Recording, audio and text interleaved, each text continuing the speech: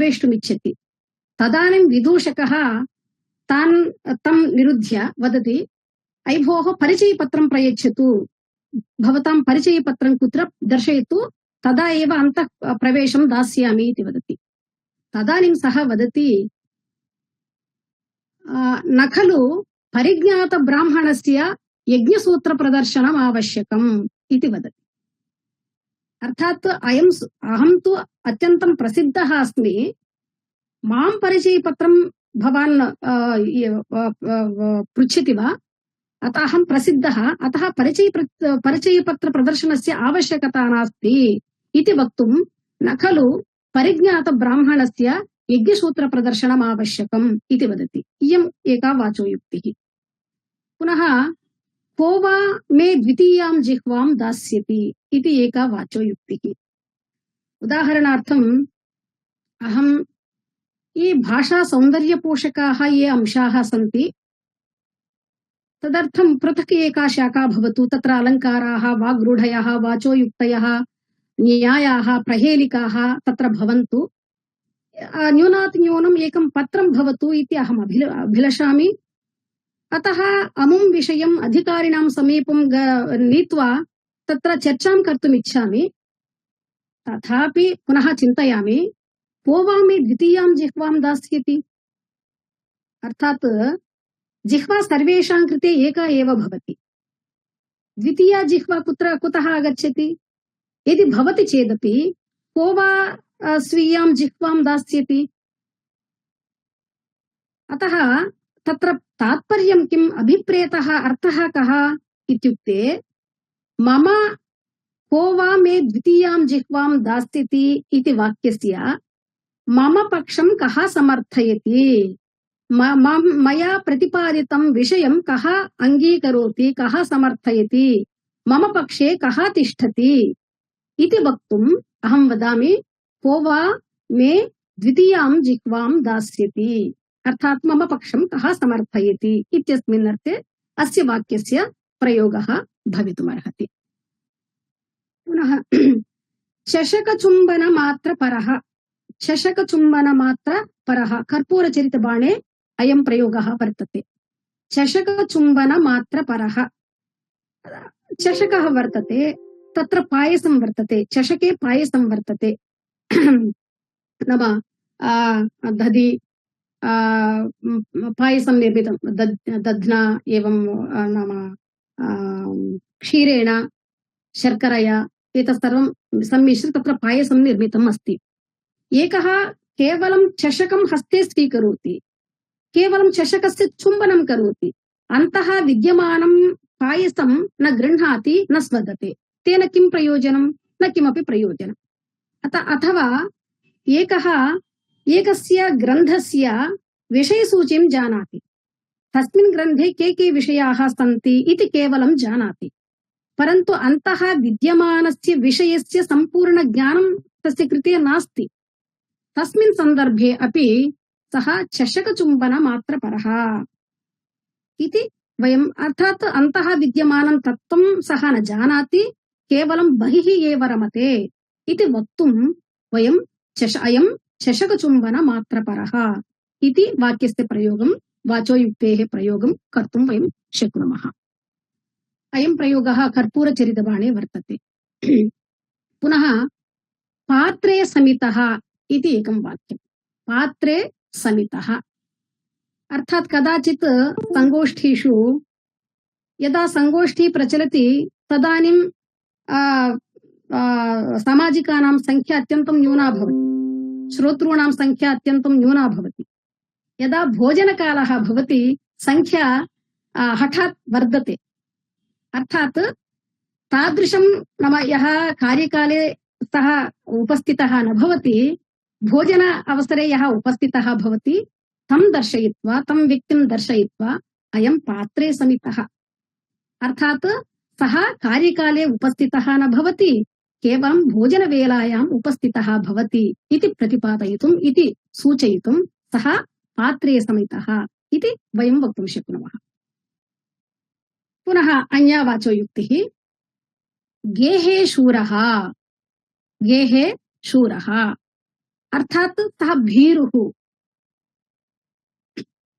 गेहे एव प्रकटितशौर्यः, युद्धे तस्य शौर्यं नास्ति, केवलं गृहे एव स्वगृहे पूज्यते मूर्खः। सः भीरुः इति वक्तुं गेहे शूरः इति वयं वक्तुं शक्नुमः। पुनः मृच्छकटिके स्वके गेहे कुक्कुरोऽपि तावत् चण्डो भवति इति प्रयोगः वर्तते। मृच्छकटिके स्वके गेहे कुक्कुरोऽपि तावत् चण्डो भवति इति प्रयोगः। पुनः व्रणे क्षारम्, व्रणे क्षारम् अर्थात् व्रणः अस्ति, व्रणः अत्यन्तं कष्टदायकः व्रणः भवति, तत्रापि पुनः तत्र लवणं स्थापयामः अथवा मरीचिकाचूर्णं स्थापयामः चेत् तद् दुःखं द्विगुणितं भवति। अतः अर्थात् एकं दुःखं वर्तते, जीवने एका समस्या आगता वर्तते, तस्याः समस्यायाः समाधानम् एतावता न सम्पन्नं, तदभ्यन्तरे पुनः समस्यान्तरस्य आगमनं, दुःखे दुःखान्तरस्य प्रसक्तिः, दुःखे दुःखान्तरस्य आगमनं भवति चेत् तस्मिन् सन्दर्भे व्रणे क्षारम्, क्षते क्षारम् इति प्रयोगं वयं कर्तुं शक्नुमः। अयं प्रयोगः उत्तररामचरिते वर्तते। उत्तररामचरिते श्रीरामः सीताम् अरण्यं प्रेषितवान् अस्ति। तत्र जनकः कौशल्यां दृष्ट्वा वदति, एव मे जनः पूर्वमासीन्मूर्तो महोत्सवः क्षते क्षारमिवासक्तं जातं तस्यैव दर्शनम् इति वदति। एव मे जनः पूर्वम् आसीन्मूर्तो महोत्सवः क्षते क्षारमिवासह्यं जातं तस्यैव दर्शनम् इति। इतः पूर्वं यस्याः दर्शनं साक्षात् महोत्सवसदृशमासीत्, परन्तु अधुना तस्याः एव दर्शनं क्षते क्षारमिव जातम् इति वदति। अर्थात् इतः पूर्वं कौसल्यां दृष्ट्वा सः साक्षात् महोत्सवः इति महोत्सवस्य अनुभवं सः प्राप्नोति स्म, परन्तु इदानीं कौसल्या अत्यन्तं दुःखातिशयेन अत्यन्तं कृशत्वं प्राप्तवती, अत्यन्तं कृशाङ्गिनी सञ्जाता वर्तते। सीता रामेण परित्यक्ता इति एकं दुःखं जनकस्य मनसि वर्तते। इतोपि कौसल्यां दृष्ट्वा सापि अत्यन्तं दुःखातिशयेन बाधते, दुःखपीडिता वर्तते इति तां दृष्ट्वा इतोपि दुःखम् अनुभवति जनकः। तस्मिन् सन्दर्भे क्षते क्षारमिव इति प्रयोगं करोति। अर्थात् दुःखे दुःखान्तरस्य प्रसक्तिः भवति चेत् व्रणे क्षारं, क्षते क्षारम् एतादृश प्रयोगं वयं कर्तुं शक्नुमः। पुनः देवानां प्रियः, अयं प्रसिद्धः प्रयोगः वर्तते। वस्तुतः हिस्टरी मध्ये, इतिहासे अशोकविषये, राजा अशोकः अस्ति खलु, तस्य विषये अयं देवानां प्रियः इति पाठ्यपुस्तकेषु आसीत्। तदानीम् अस्माभिः बिरुद नाम स्यात्, नाम देवानां प्रियः अत्यन्तं भक्तः स्यात् इति अस्माभिः ऊहितम्। परन्तु यदा व्याकरणे प्रवेशं प्राप्तवन्तः यदा, तदानीं देवानां प्रियः इत्युक्ते मूर्खः इत्यर्थः अस्ति इति अनन्तरम् अस्माभिः ज्ञातम्।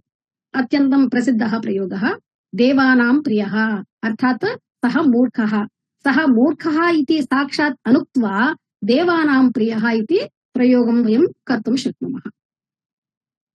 पुनः कूपस्थमण्डूकः, उदपानमण्डूकः अर्थात् लोकज्ञानशून्यः इति अस्माभिः इतः पूर्वं श्रुतमेव। अरण्यरोदनम् इति एकः प्रयोगः। अरण्यरोदनं कुर्मः चेत् या कापि समस्या आगता, अरण्ये वयं स्मः, तर्हि रोदनं कुर्मः चेत् अरण्ये को वा शृणोति अस्माकं रोदनं, तस्य रोदनस्य न किमपि प्रयोजनं नास्ति।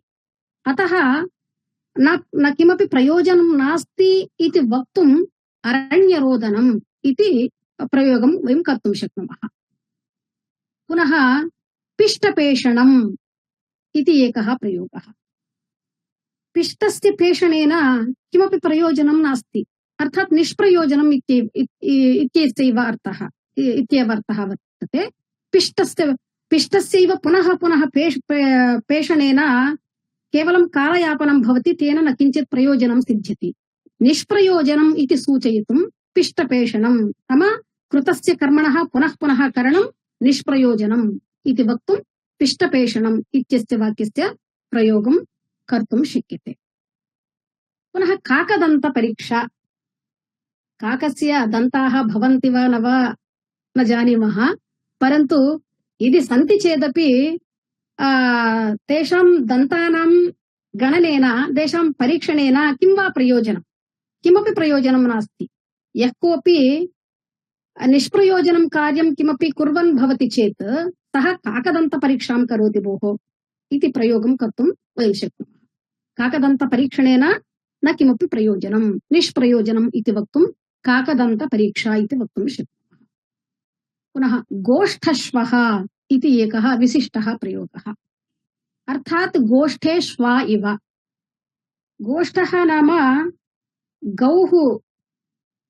गवां बन्धनस्थानं गोष्ठः। तत्र श्व भवति। श्व नाम शुनकः।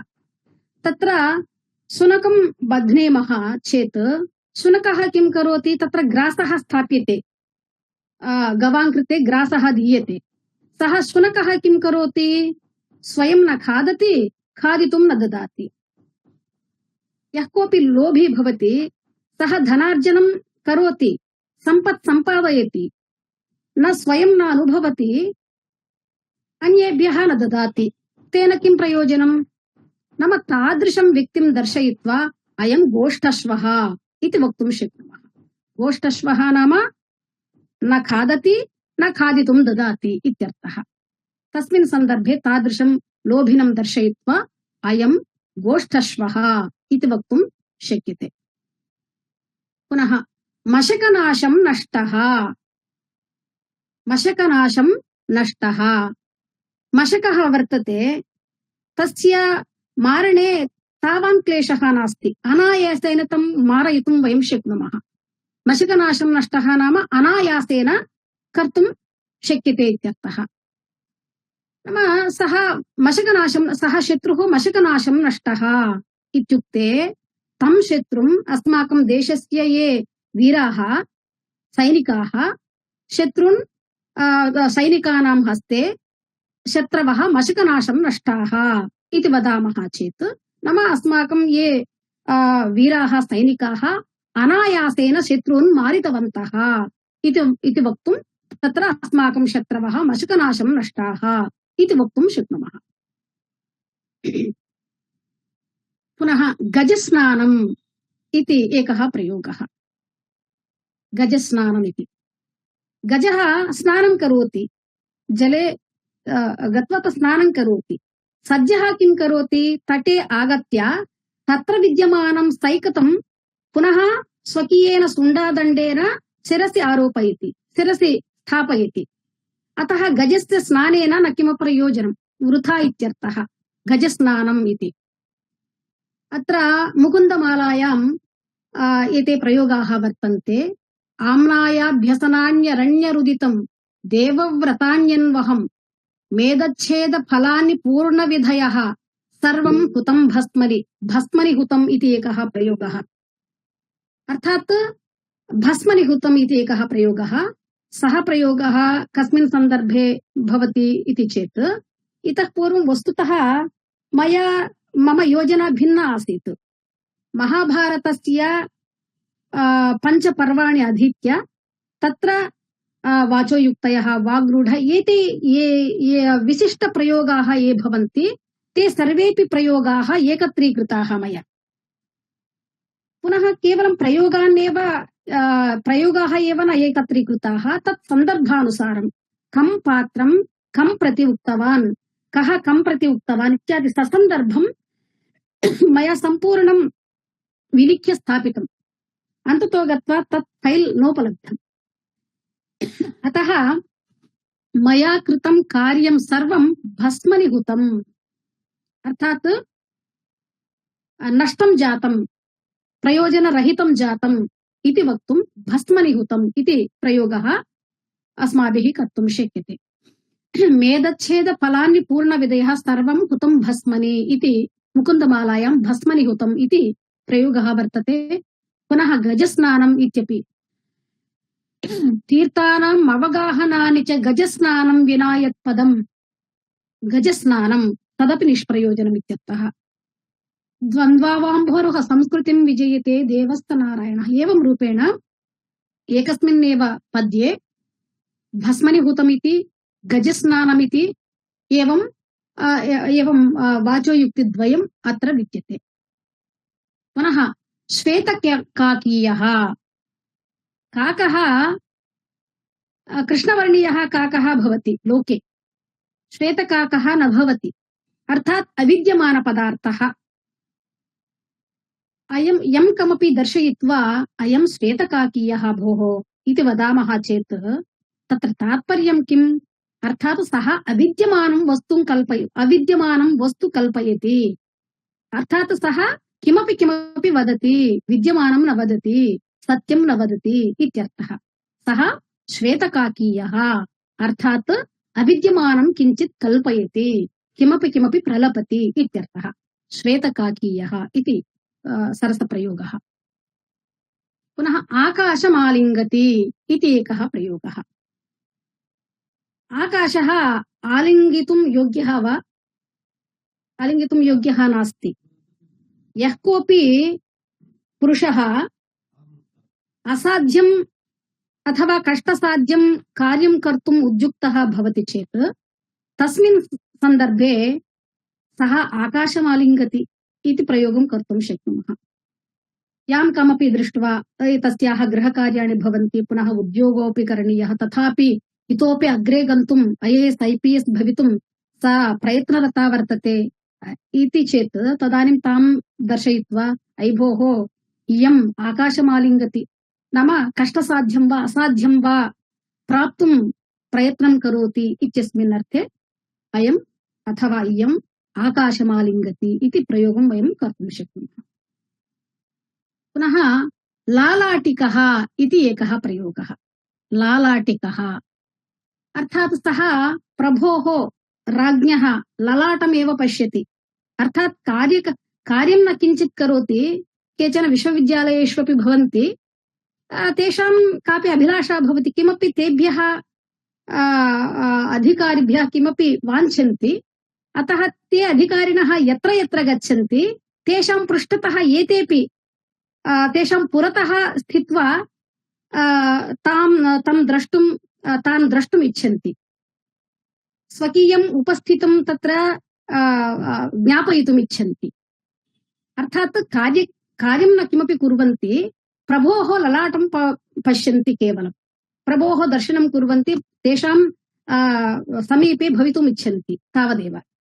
तादृशसन्दर्भे अयं लालाटिकः इति प्रयोगं वयं कर्तुं शक्नुमः। अर्थात् प्रभोः ललाटं पश्यति, केवलं कार्यं न करोति इत्यर्थः। लालाटिकः इति प्रयोगः। पुनः पीठमर्दः इति एकः सरसप्रयोगः वर्तते। वस्तुतः साहित्ये पीठमर्दः भिन्नः पात्रविशेषः। अत्र वाचोयुक्तेः सन्दर्भे पीठमर्दः इति शब्दस्य पीठं मृद्नाति इति पीठमर्दः, पीठस्य मर्दकः, अर्थात् सः आसन्दे केवलम् उपविशति, स्वकीयं कर्तव्यकर्म किमपि न करोति। अर्थात् देशे सर्वत्र पीठमर्दाः भवन्ति चेत् देशः कथम् अग्रे गच्छति?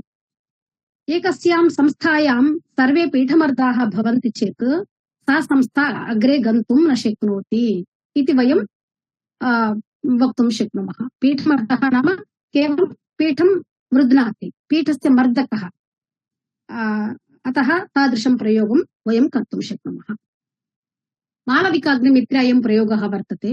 उपस्थिता देवी पीठमर्दिका पण्डितकौशिकम् उपसृत्य तत्र भवति धारिणी इति तत्र प्रयोगः वर्तते। पुनः चतुर्बाण्यामपि अयं प्रयोगः वर्तते। दर्शितस्ते पीठमर्धस्वभावः, दर्शितस्ते पीठमर्धस्वभावः नाम कर्तव्यकर्म न करोति, केवलम् आसन्दे उपविष्टः भवति इत्यर्थः। पुनः देवानां प्रियः इतः पूर्वं चर्चितविषयः एव। अकाण्डताण्डवम् इति एकः प्रयोगः।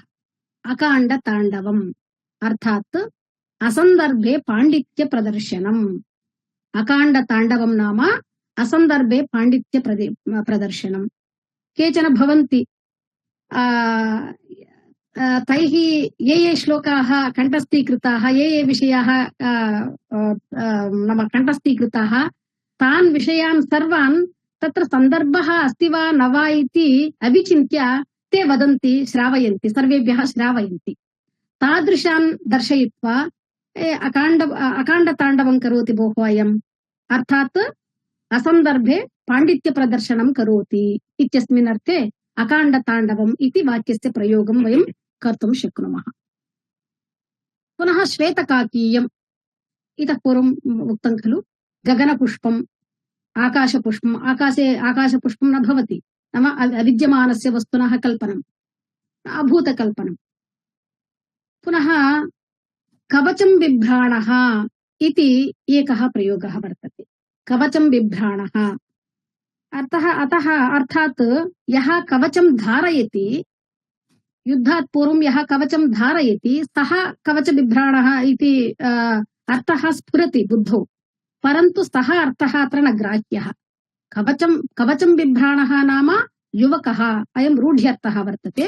कवचं बिभ्राणः अर्थात् सः युवकः इति वक्तुं कवचं बिभ्राणः इति वाक्यस्य प्रयोगं वयं कर्तुं शक्नुमः।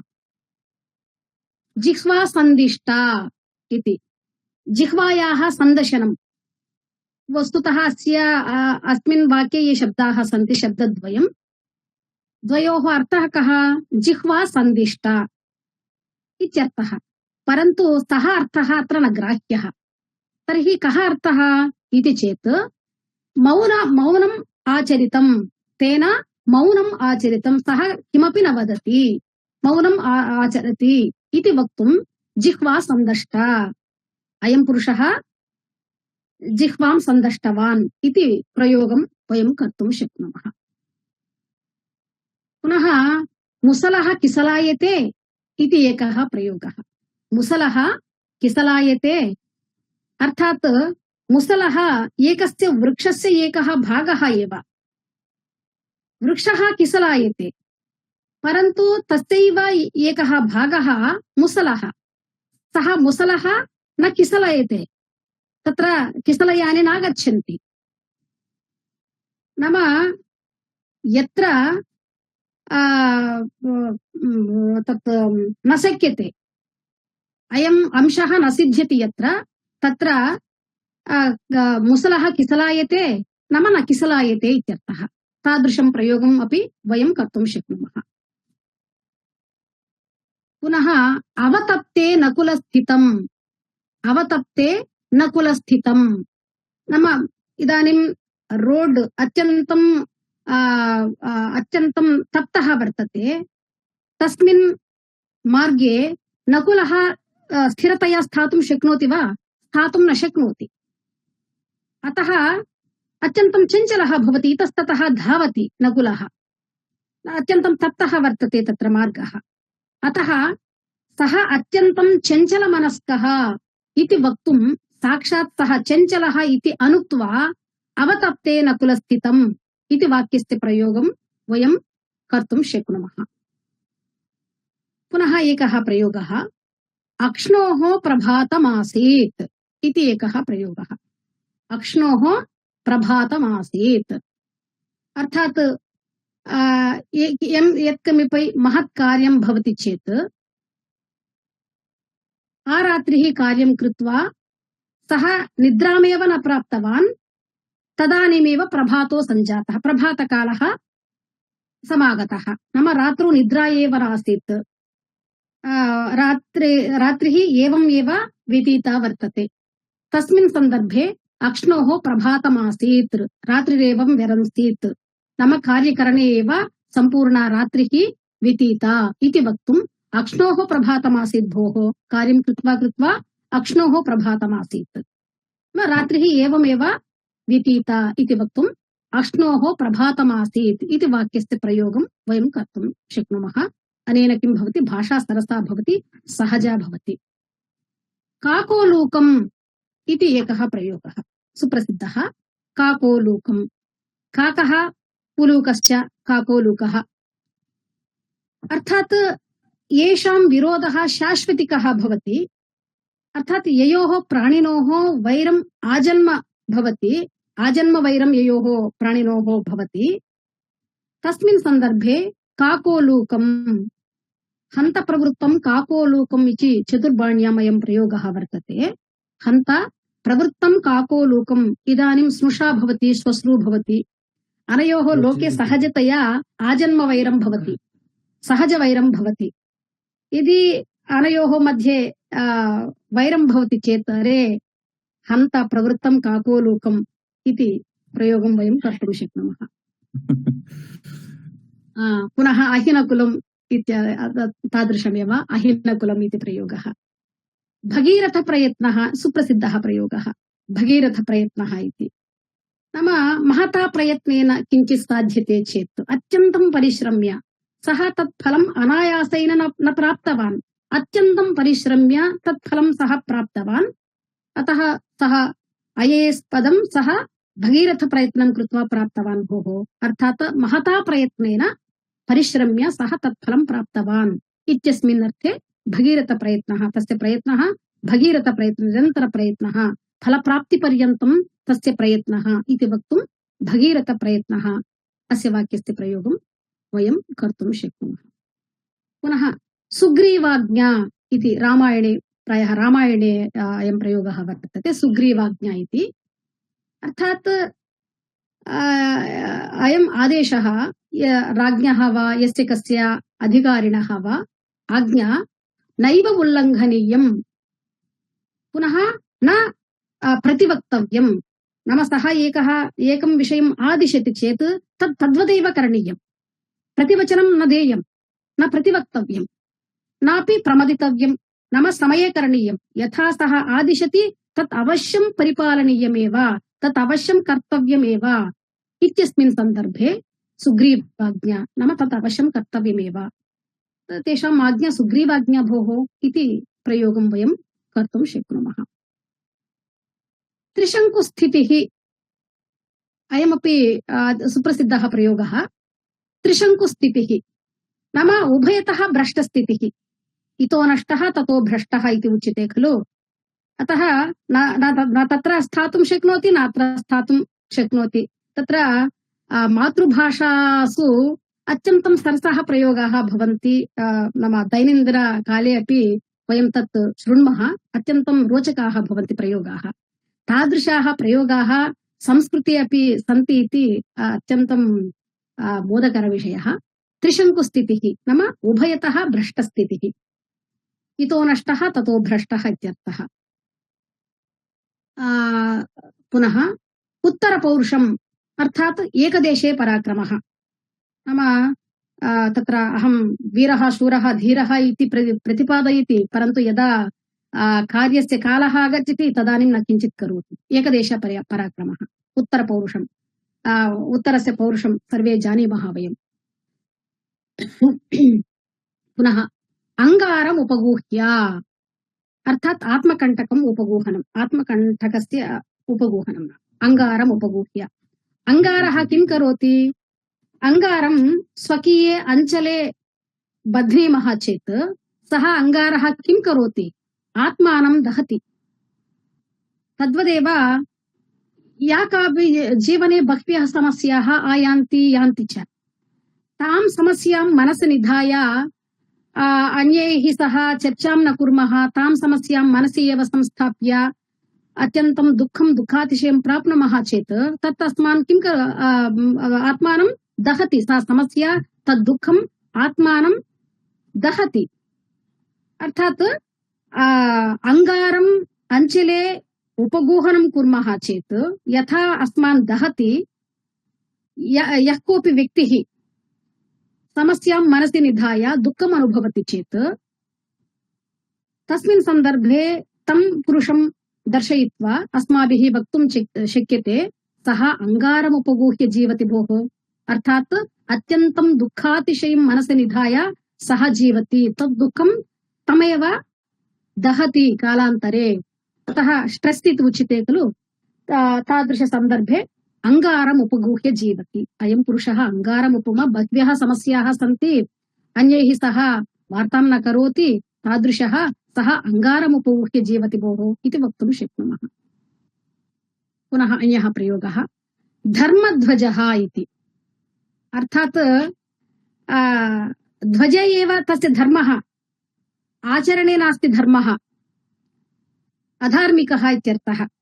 धर्मध्वजः केवलं ध्वज एव धर्मः, न तु आचरणे, अधार्मिकः इति वक्तुं सः धर्मध्वजः भोः, अर्थात् अधार्मिकः इति वक्तुं सः धर्मध्वजः इति प्रयोगं कर्तुं शक्यते। गोष्ठश्वः गोष्ठेष्वा इव, एवं रूपेण बहवः सरसप्रयोगाः संस्कृतवाङ्मये उपलभ्यन्ते। एताः वाचोयुक्तयः भाषायाः सौन्दर्यं वर्धयन्ति, भाषायां सहजताम् आनयन्ति। यदि भाषात्वेन जीवनीयं चेत् एतादृशप्रयोगाः अस्माभिः करणीयाः भवन्ति इत्युक्त्वा विरमामि। अमुम् अवसरं दत्तवद्भ्यः बुद्धेश्वर शरणङ्गिवर्येभ्यः इत्यादयः ये सन्ति, पुनः अस्माकं विश्वविद्यालयस्य धर्मानन्द राउत वर्याः वर्तन्ते, ते मां सूचितवन्तः दिनद्वयात् पूर्वं। तेभ्यः अपि नमस्कारान् वितीर्य विरमामि। धन्यवादः। धन्यवादाः महोदयाः। भवत्यः संस्कृतसाहित्ये वाचयुक्ति इति विषयं सम्यक् अत्र उपस्थापितवत्यः। तत्र का नाम वाचयुक्ति अस्मिन् प्रसंगे तत्र प्रत्येकं भाषायाः किञ्चित् वैशिष्ट्यं वर्तते, अर्थात् सौन्दर्यपोषकाः केचन विषयाः भवन्ति, सूक्तयः भवन्ति, प्रहेलिकाः भवन्ति। तत्र अस्मिन् सन्दर्भे अस्मिन् विषये वाचयुक्ति इति शब्दस्य प्रयोग भवति। वाचयुक्तयः नाम भाषायाः गौरवं प्रतिपादनम्। वाचः युक्ति नाम वचनस्य शब्दस्य वा विलक्षणं गुम्फनं भवति वाचयुक्तिः। तत्र एकं वार्तिकं वर्तते, वाक् दिक् पश्यद्भ्यो युक्तिदण्ड हरेषु इति वार्तिकेन तत्र षष्ठ्या औलुकी तत्र वाचयुक्ति इति शब्दस्य निष्पत्तिर्भवति इति भवत्यः उक्तवत्यः। अत्र तत्र अभिधया जो अर्थ सम्यक्तया न अवगम्यते, लक्षणया किंचित अतिरिक्तस्य अर्थस्य तत्र प्रतिपादनं भवति, सा भवति तत्र वाचयुक्ति। तत्र यथा उदपानगमण्डूकः वा कूपमण्डूकः, तत्र कूपमण्डूक इति शब्दस्य वस्तुतः अर्थः भवति लोकज्ञानशून्यः, यः केवलम् आत्मानम् एकस्मिन् कक्षायां वा एकस्मिन् कूपे एव आबद्धं कृत्वा स्थापयति, सम्पूर्णं विश्वं न पश्यति, अर्थात् समाजविषये लोकविषये यस्य ज्ञानं न भवति तस्य कृते अयं प्रयोगः भवति कूपमण्डूकः इति। पुनश्च कृतक्षेमी अस्मिन् प्रसंगे अस्मिन् प्रहसने अस्य प्रयोगः तत्र परिदृश्यते। पुनश्च परिज्ञात ब्राह्मणस्य परिचयो नावश्यकः।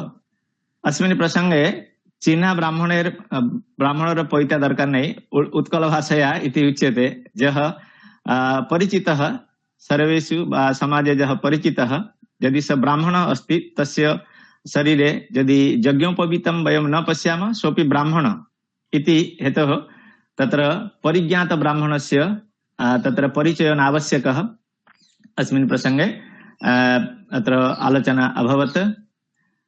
तत्र कोबा में द्वितीयं जिह्वा दास्यति एका वाचयुक्ति वर्तते, अर्थात मम पक्षं कः समर्थयति, अर्थात मम पक्षे के सन्ति, अर्थात यदि कदाचित् मम पक्षं समर्थयितुं जनाः न भवन्ति तस्मिन् अर्थे अस्य प्रयोगः भवति। पुनश्च चषक चुम्बन चषक चुम्बनम मात्रपरः अर्थात जत्र वस्तुतः वस्तु नास्ति अर्थात पायसादिकं वस्तुतः नास्ति यथा अस्माकं व्याकरणे वर्तते सर्पि सोपि स्यात् अर्थात तत्र घृतस्य बिंदु मात्र केवलं वर्तते वस्तुतः घृतस्य अभावः वर्तते इति हेतु चषक चुम्बन मात्रम् अस्मिन् प्रसंगे अस्य प्रयोगः भवति तत्र पुनश्च केवलं चषक चुम्बति एवं प्रकारेण अर्थात माने पुस्तके किमस्ति तत्र तस्य ज्ञानं नास्ति केवलं बहिर्विषयं विलोक्य जः विषयं प्रतिपादयति एवं प्रकारेण तत्र प्रयोगः भवति पुनः पात्रे समितः नाम अयं इयं वाचयुक्ति साधारणतः अस्माकं समाजे परिदृश्यते लोके व्यवहार भवति कार्यकाले न उपस्थितः केवलं भोजन समय एव उपस्थितः अस्मिन् प्रसंगे अस्य वाक्यस्य वा अस्याः वाचयुक्तेः प्रयोगः भवति पुनश्च अपरा एका वाचयुक्ति गेहेसुरः अर्थात जः भीरुः अर्थात केवलं गृहे आत्मनः शौर्यं वीर्यं प्रदर्शयति परन्तु वस्तुतः युद्ध समय वा यत्र आवश्यकता वर्तते स तत्र न गच्छति इति हेतु स्वगृहे पूज्यते मूर्ख अर्थात तस्य कृते वा अस्मिन् प्रसंगे अपने गली में कुत्ता भी शेर बन जाता है अर्थात जो जस्य जः जत्र तिष्ठति तत्रैव स आत्मानं वीरः इति मन्यते शोके गेहे कुक्कुरोऽपि तावत् चण्डो भवति अयमपि समार्थकः पुनश्च व्रणे क्षारम् अर्थात उत्कल भाषाया उच्यते कटाघारे चूनदेव अर्थात जस्य शरीरस्य कस्यचित् अंगस्य यदि कर्तनं भवति तत्र यदि कोऽपि चूर्णं ददाति वा तत्र मरीचिका गुण्डं यदि ददाति तस्य किं भवति न दुःखस्य वृद्धिर्भवति अर्थात दुःखं द्विगुणितं यत्र भवति तत्र इयं वाचयुक्तेः प्रयोगः भवति पुनश्च वर्तते किं तत्र उत्तररामचरिते अस्याः वाचयुक्तेः प्रयोगः वर्तते तत्र भवत्यः अत्र उक्तवत्यः देवानां प्रियः अर्थात जः देवतायाः प्रियः इति वस्तुतः वाच्यार्थो न परन्तु अत्र लक्षणया वा व्यञ्जनया किं भवति अस्य अर्थो भवति जस्तु महान् मूर्खः अर्थात साक्षात् यः मूर्खः जं वयं साक्षात् मूर्ख इति नोक्त्वा केवलं किं कथयामः देवानां प्रियः अर्थात स सम्यक् अवगन्तुं पारयति मत्कृते मूर्ख इति शब्दस्य प्रयोगः अभवत् अरण्यरोदनं नाम यत्र न कोऽपि शृणोति वयं केवलं चित्कारं कुर्मः केवलं उच्चस्वरेण कथयामः परन्तु अस्माकं कथां यदि न कोऽपि श्रोष्यति तर्हि तत्र इयं वाचयुक्ति अरण्यरोदनं पुनश्च पिष्टपेषणं नाम निरर्थकं वा निष्प्रयोजनं यत्र एकवारम् अभवत् पुनः एकवारं यथा अहम् इदानीं करोमि वस्तुतः अस्माकम् आचार्याः सम्यक् अत्र उक्तवत्यः इदानीम् अहं पिष्टपेषणं करोमि आवश्यकता नास्ति इति मन्ये परन्तु मम कर्तव्यम् इदानीम् अहं सम्पादयामि पुनश्च काकदन्त परीक्षा अर्थात निष्प्रयोजनं कार्यस्य यत्र आवश्यकता नास्ति पुनश्च तत् कार्यं पुनः यः करोति अस्मिन् प्रसंगे अस्य प्रयोगः भवति पुनश्च गोष्ठे श्वः तत्र गवां वन्धनस्थानं भवति गोष्ठं तत्र यत्र गवानां कृते ग्रासादिकं वर्तते तत्र श्वानः किं करोति न तत्र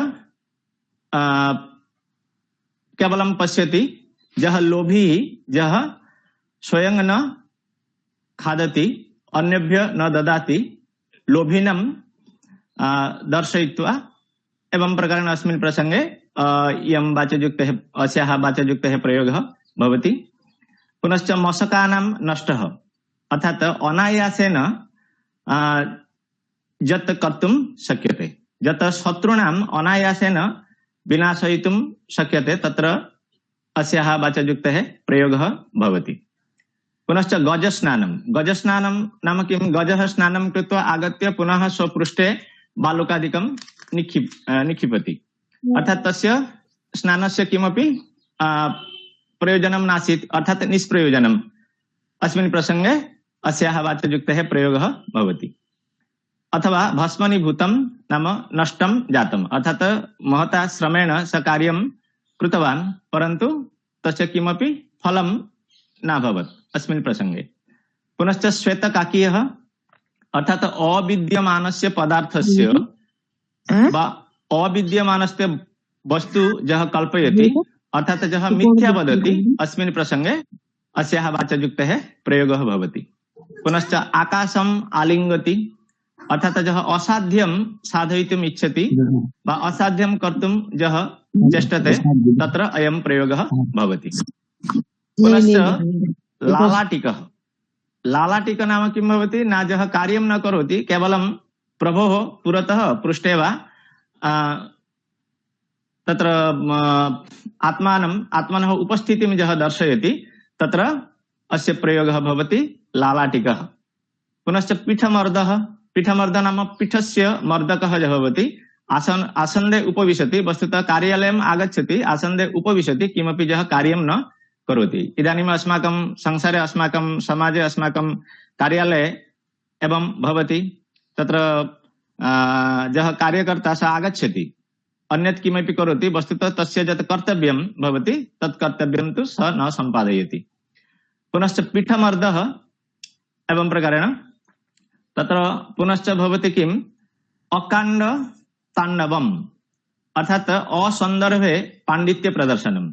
वस्तुतः केचन जनाः सन्ति तत्र किमपि कण्ठस्थी कृत्वा आगच्छन्ति, तत्र प्रसङ्गः अस्तु मास्तु वा तत्र स्वकण्ठस्थ विद्यां तत्र प्रतिपादयितुं ते यतन्ते। अस्मिन् प्रसंगे अकाण्ड ताण्डवम् अस्याः वाचयुक्तेः प्रयोगः भवति। आकाशकुसुमम् अर्थात् यस्य स्थितिः नास्ति, यस्य आधारः नास्ति, तस्य यदि कोऽपि कल्पनं करोति तत्र अस्य प्रयोगः भवति। पुनश्च कवचं बिभ्राणः अर्थात् कवच बिभ्राणः नाम अस्य तु गूढार्थः भवति युवकः। पुनश्च जिह्वा सन्दिष्टा, तत्र जिह्वा सन्दिष्टा नाम मौनम् आचरणम्। तत्र अपरा एका वाचयुक्तिः भवति मुसल किशलायते। वस्तुतः मुसल कदाचित् किशलयत्वं न प्राप्नोति, परन्तु अयं यत्र असम्भव भवति वा असम्भवं कार्यं प्रतिपादयितुं अस्याः वाचयुक्तेः प्रयोगः भवति। पुनश्च अवतप्ते नकुलस्थितम् अस्माकं व्याकरणे अपि अस्य वाचयुक्तेः प्रयोगः दृश्यते, अर्थात् यः अत्यन्तः चञ्चलः, यत् चञ्चलमनस्कः यः भवति तस्य कृते अयं प्रयोगः भवति अवतप्ते नकुलस्थितम्।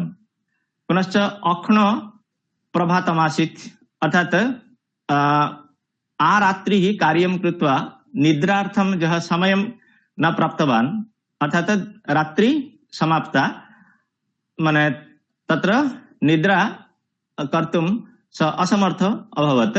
अस्मिन् प्रसंगे अत्र अक्ष्ण प्रभातमासीत् इति प्रयोगः भवति। पुनश्च काकोल्लुकं येषां विरोधः शाश्वतिकः तु व्याकरणसूत्रं वर्तते अहिनकुलम्।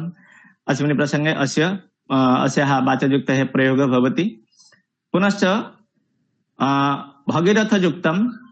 भगीरथयुक्तं नाम यत्र अत्यन्तं परिश्रमं कृत्वा यः फलं प्राप्नोति, यथा भगीरथः तपसा तत्र स्वर्गात् गंगां पृथिवीं प्रति आनीतवान्, तस्य महत् परिश्रमम् अभवत्। अस्मिन् प्रसंगे यत्र महत् परिश्रमं परिदृश्यते तत्र अस्या वाचयुक्तेः प्रयोगः भवति। पुनश्च भवति सुग्रीवाज्ञा, यत्र आज्ञा न उल्लङ्घनीया, अर्थात् यत्र आज्ञा अवश्यमेव परिपालनीया भवति तत्र अस्या वाचयुक्तेः प्रयोगः भवति। पुनश्च त्रिशङ्कुस्थितिः, अर्थात् जो अत्र न भवति तत्रापि न भवति, उभयतः जः नष्टः भवति तत्र त्रिशङ्कुस्थितिः अस्ति इति वयं वक्तुं पारयामः। अत्र उत्तर पुनश्च भवति किं न उत्तरपौरुषम् अर्थात् ऐसा अपि एका वाचयुक्ति वर्तते। पुनश्च अंगारमुपगुहनम् अपरा एका वाचयुक्ति वर्तते। अंगारमुपगुहनम् नाम जः आत्मनः दुःखं वा आत्मनः कष्टम् अन्यस्य कृते न परिप्रकाशयति, केवलम् आत्मनि एव स्थापयित्वा दुःखम् अनुभवति। वयं जानीमः यदि अंगारं नाम अग्निं स्वस्य वस्त्रे निबध्नाम तर्हि तद् वात्स अग्नि तत्र वस्त्रम् अवश्यमेव भस्मसात् करिष्यति। तथैव यः स्वस्य दुःखम् अन्यस्य समीपे न परिप्रकाशयति तत्र अस्य प्रयोगः भवति। पुनश्च धर्मध्वजः इदानीं तु वयं जानीमः ये तावत् अस्माकं समाजे नेतारः भवन्ति तेषां ध्वजे केवलं धर्म विद्यते न तु कर्मणि, अर्थात् ध्वजे धर्म कर्मणि न इत्यर्थे। एवं प्रकारेण अस्माकं संस्कृत भाषायां तत्र बह्व्यः वाचयुक्तयः सन्ति, अर्थात् वाचयुक्त्या भाषायाः वैशिष्ट्यं वा वक्तुः वाग्मिता परिप्रकाश्यते। अतः अयं विषयः नूतनः आसीत्। मन्ये अत्र अस्माकं ये सर्वे शोधछात्राः सन्ति ते अत्र अवश्यमेव प्रेरिताः भविष्यन्ति, उद्बुद्धाः भविष्यन्ति। यथा अस्माकम् आचार्याः उक्तवत्यः तत्र एकस्मिन् शास्त्रे यथा महाभारते भवतु वा कालिदासीय नाटके भवतु वा कुत्रचित् कस्मिन् कस्मिन् काव्ये भवतु, यदि तत्र वाचयुक्तयः सन्ति तासां वाचयुक्तीनाम् आहत्य वा एकत्रीकृत्य यदि ते गवेषणां कर्तुं पारयिष्यन्ति तर्हि तेषां महान् लाभः भविष्यति इत्यत्र नास्ति सन्देहस्य लेशः। इति हेतोः अद्य अस्माकम् आमन्त्रणं स्वीकृत्य डॉक्टर बी कामाख्यामा महोदयाः सम्यक् रूपेण अस्मान् प्रचोदितवत्यः। इति हेतोः तासां महोदयानाम् अहं व्यासश्री परिवारपक्षतः साधुवादं कृतज्ञतां प्रकटयामि। अस्तु, इदानीं धन्यवादस्य कालः। इदानीम् अहं पश्यामि अत्र बहवः मार्गदर्शकाः शोधछात्राः संयुक्ताः भवन्ति।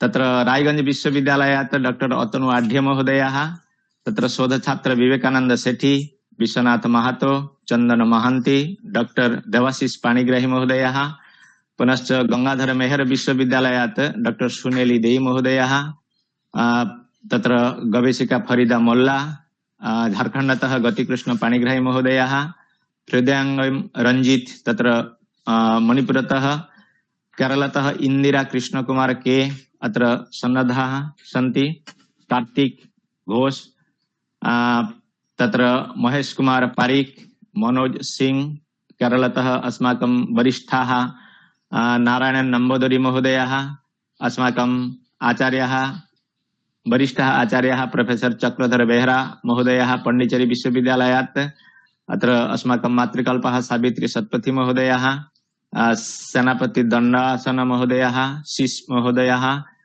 सुमित्रा दास, तिलोत्तमा उगार, अस्य कार्यक्रमस्य ये भवन्ति निर्देशकाः डॉक्टर उमाकांत पंडा महोदयाः सर्वे अत्र उपस्थिताः सन्ति। सर्वेभ्यः अहं व्यासश्री परिवारपक्षतः साधुवादं कृतज्ञतां विनिवेदयामि। आगामिनि भानुवासरे अस्माकं कार्यक्रमस्य प्रसंगे यदि काचित् सूचना वर्तते तर्हि इदानीम् अहम् अनुरुन्धे अस्माकम् आचार्यान् डॉक्टर बुद्धेश्वर षडङ्गी महोदयान् ते कृपया अत्र उपस्थापयन्तु। आचार्य। अस्तु, धन्यवादाः अस्माकं प्रशान्त महला महोदयाः। पृष्ठपेषण न्यायेन एकस्य विषयस्य दृढीकरणार्थं पुनश्च भवताम् उपस्थापनं बहुजन हिताय स्वन्त सुखाय भवति इति नास्त्यत्र सन्देहस्य अवसरः। एवं क्रमेण एव पर्यालोचनं भवतु। आगामिनि भानुवासरे प्रायशः धर्मशास्त्रं पुररीकृत्य व्याख्यानं भविष्यति। तत्र सर्वेषां अनेनैव प्रकारेण उपस्थितो भवतु। नारायण महोदय किमपि वदिष्यन्ति वा? हस्तोत्तोलनं कृतवन्तः। नारायण महोदय किमपि वदन्ति वा? केरलतः नारायण महोदय सन्ति। ते हस्तोत्तोलनं कुर्वन्ति। नारायण नम्बूदिरी महोदय। न वदामि। अस्तु अस्तु अस्तु अस्तु। अच्छा, अस्माकम् 21-22 तारिकायाम् अन्ताराष्ट्रिय आलोचनाचक्रम् अस्ति। तत्र महान्तः विद्वांसः सर्वे आगच्छन्ति। ऑनलाइन ऑफलाइन मध्ये भवति, अतः भवन्तः सर्वे रेजिस्ट्रेशन् कुर्वन्तु। तत्रापि उपस्थितिः अपेक्षते। मातृभाषा निमित्तमेव अयं कार्यक्रमः।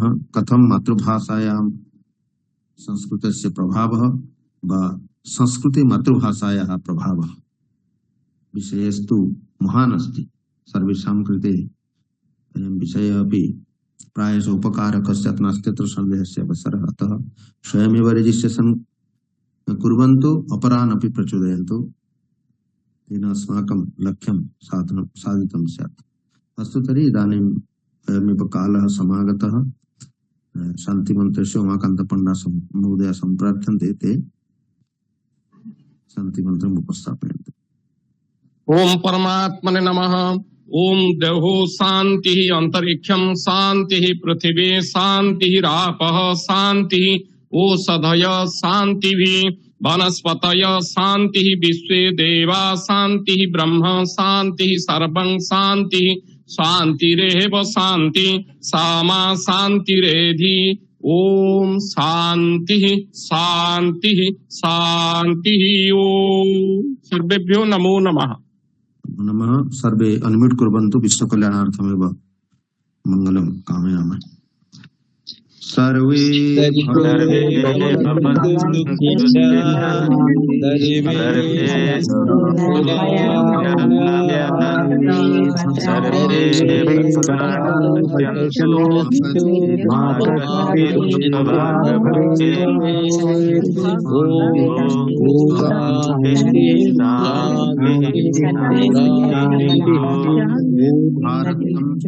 जयतु भारतम, जयतु संस्कृतम, जयतु व्यासायनम, जयतु अनुष्ठानम।